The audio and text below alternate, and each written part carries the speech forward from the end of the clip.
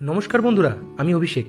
আজকের ভিডিওতে আমি আপনাদের দেখাবো পেহেলগাঁওয়ের লোকাল সাইট সিন, আরু ভ্যালি, বেতা ভ্যালি, চন্দনবাড়ি, আর সাথে থাকবে লিডার নদীর অপূর্ব দৃশ্য। সব কিছুই আমরা ঘুরেছিলাম একদিনে লোকাল ট্যাক্সি নিয়ে। এখানে লোকাল সাইট সিন দেখার জন্য লোকাল সিন্ডিকেট ট্যাক্সি নেওয়া বাধ্যতামূলক।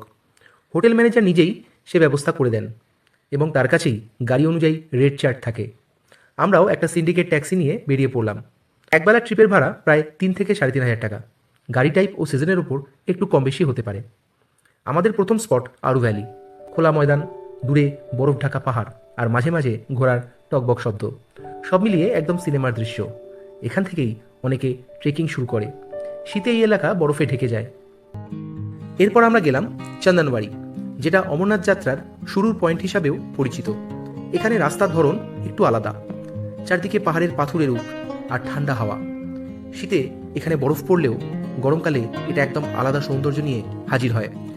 চন্দনবাড়িতে পৌঁছানোর ঠিক পরেই আকাশটা যেন হঠাৎ বদলে গেল। হালকা বৃষ্টি, তার সঙ্গে কনকনে ঠান্ডা হাওয়া। মুহূর্তের মধ্যেই পরিবেশটা হয়ে উঠল বেশ কঠিন। চারপাশে কয়েক ফুট পুরু বরফের চাদর। সেই বরফের উপর দিয়ে হাঁটা সহজ ছিল না মোটেই। চাইলেও তাই এখানে বেশিক্ষণ সময় কাটানো সম্ভব হলো না।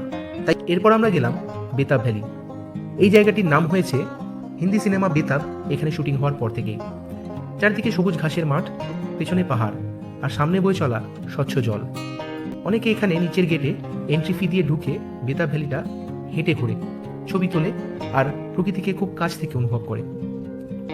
সবুজ উপত্যকা, নদীর শব্দ আর পাহাড়ের নীরবতা, এই সব কিছু সঙ্গে নিয়ে আমরা ফিরে চললাম পেহেলগাঁওয়ের হোটেলের দিকে।